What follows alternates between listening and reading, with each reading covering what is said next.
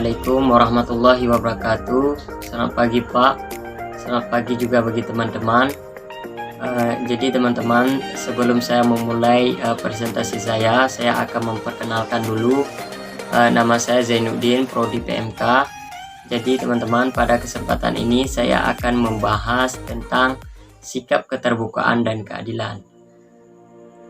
Jadi tidak lupa pula kita panjatkan puji dan syukur kita kepada Allah Subhanahu wa Ta'ala, yang mana oleh Allah yang telah mencurahkan kudrah dan iradahnya sehingga saya sendiri dapat mempresentasikan karya makalah saya yang bertema dengan sikap keterbukaan dan keadilan. Jadi tidak lupa pula juga kepada baginda kita Nabi besar Muhammad SAW, dengan beliaulah yang telah membawa kita dari alam jahiliyah ke alam Islamiyah, dari alam kebodohan ke alam terang menerang seperti yang kita rasakan pada saat ini.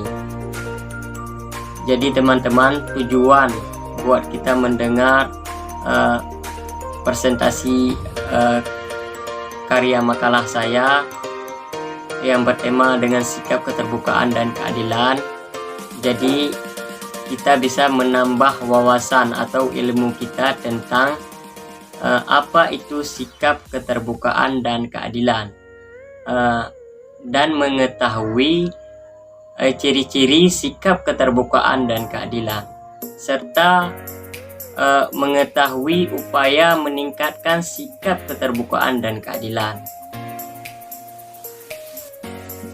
Jadi teman-teman, pentingnya sikap keterbukaan dan keadilan ini merupakan hal penting yang diperlukan dalam menciptakan masyarakat yang demokrasi. Oleh karena itu, kita perlu mengembangkan sikap keterbukaan dan keadilan dalam kehidupan sehari-hari. Jadi teman-teman, kita juga bisa dapat mempermentasinya dalam kehidupan kita, yaitu sikap keterbukaan dan keadilan. Jadi sikap keterbukaan adalah suatu sikap dan perilaku terbuka individu dalam beraktivitas yang merupakan perwujudan dari sikap jujur, rendah hati, adil, dan mau menerima pendapat orang lain. Ini kejujuran sangat diperlukan oleh warga negara Indonesia, sehingga kebijakan-kebijakan yang diambil oleh pemerintah, sehingga dengan adanya keterbukaan sehingga tidak menimbulkan hal-hal yang negatif dari warga, sehingga tidak berpikir yang negatif terhadap kebijakan-kebijakan yang diambil oleh pemerintah. Dan di dalam Pancasila juga telah menerangkan bahwa keadilan sosial bagi seluruh rakyat Indonesia. Ini pemerintah dalam menjalankan hukum-hukum negara ini harus ada keadilan, sehingga masyarakat dan warga negara bisa mendapatkan hak dan kewajibannya sebagai warga negara. Jadi sikap keterbukaan dan keadilan itu sangat penting bagi pemimpin, ya kan? Jikalau pemimpinnya ada sikap terbuka dan adil, sehingga masyarakat ini sejahtera dan demokrasi dan dapat mengajukan pendapat-pendapatnya di bidang politik, sehingga ada hak untuk memilih pemimpin-pemimpin yang terbuka dan adil. Jadi keadilan adalah semua hal yang berkenaan, semua sikap atau tindakan dalam hubungan antar manusia.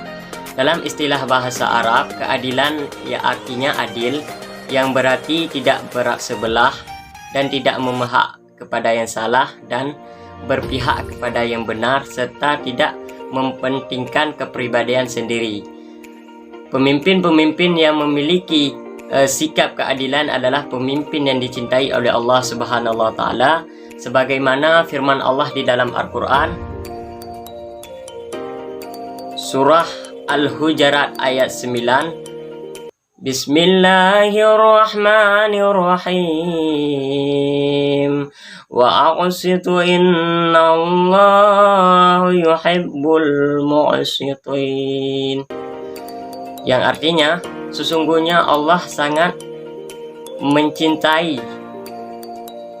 kepada orang-orang yang berperilaku adil. Dalam ayat ini sangat jelas teman-teman bahwa Allah sendiri yang memerintahkan untuk berbuat sikap keadilan. Jadi dalam hal ini berarti sangat penting sikap keadilan di dalam kehidupan manusia.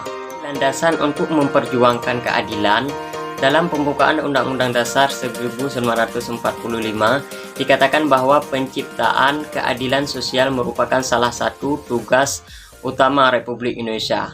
Dengan demikian, segala bentuk ketidakadilan tidak boleh dibiarkan di bumi Indonesia. Negara dan segala alat negara dan berkewajiban untuk menciptakan jalur-jalur dan prasarana ekonomis, politis, dan sosial budaya yang menjamin keadilan dan kesejahteraan bagi segenap warga Indonesia. Jadi dengan adanya keadilan di bidang politis, ekonomis, dan sosial dan budaya, sehingga masyarakat tetap eksis dalam menerima hak-haknya sebagai warga negara yang demokrasi, sehingga tercapailah isi Undang-Undang Dasar 1945 dan ayat kelima dalam Pancasila. Kita sebagai warga negara, kita harus memiliki upaya-upaya untuk meningkatkan sikap keterbukaan dan keadilan. Jadi untuk menjadikan sikap keterbukaan dan keadilan ini, kita membutuhkan upaya-upaya apa saja yang dapat kita lakukan. Yang pertama, kita bisa menaati setiap peraturan yang berlaku di negara Republik Indonesia dan menghormati setiap keputusan hukum yang dibuat oleh lembaga peradilan, serta memberikan pengawasan terhadap jalan atau proses-proses hukum yang sedang berlangsung, dan memberikan dukungan terhadap pemerintah dalam upaya meningkatkan jaminan keadilan, serta memahami dan menghormati hak dan kewajibannya sebagai warga negara.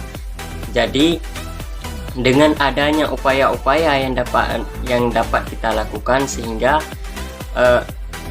terbentuknya jaminan keadilan kepada rakyat sebagai warga negara dan mendapatkan hak-haknya sebagai hak dan kewajiban sebagai warga negara, sehingga terbentuknya sebagai negara atau warga negara yang demokrasi. Jadi teman-teman, kesimpulannya untuk menegakkan sikap keterbukaan dan keadilan, kita juga sebagai warga negara ini harus melakukan berbagai macam upaya dalam menegakkan sikap keterbukaan dan keadilan.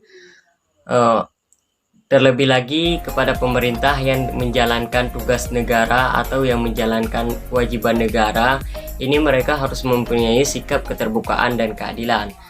Dengan adanya sikap keterbukaan dan keadilan, masyarakat dan warga negara bisa mendapatkan hak dan kewajibannya sebagai warga negara. Dan pemerintah dalam menjalankan hukum-hukum negara sesuai dengan ketatanan atau peraturan yang telah berlaku, sehingga terwujudlah sila kelima, itu keadilan sosial bagi seluruh rakyat Indonesia. Jadi sekian teman-teman yang dapat saya presentasikan tentang sikap keterbukaan dan keadilan. Jadi di dalam video ini semoga memberikan manfaat serta memberikan wawasan tentang sikap keterbukaan dan keadilan, sehingga teman-teman dapat memfermentasikannya dalam kehidupan sehari-hari. Terima kasih teman-teman. Saya akhiri, wabillahi taufiq wa hidayah. Wassalamualaikum warahmatullahi wabarakatuh.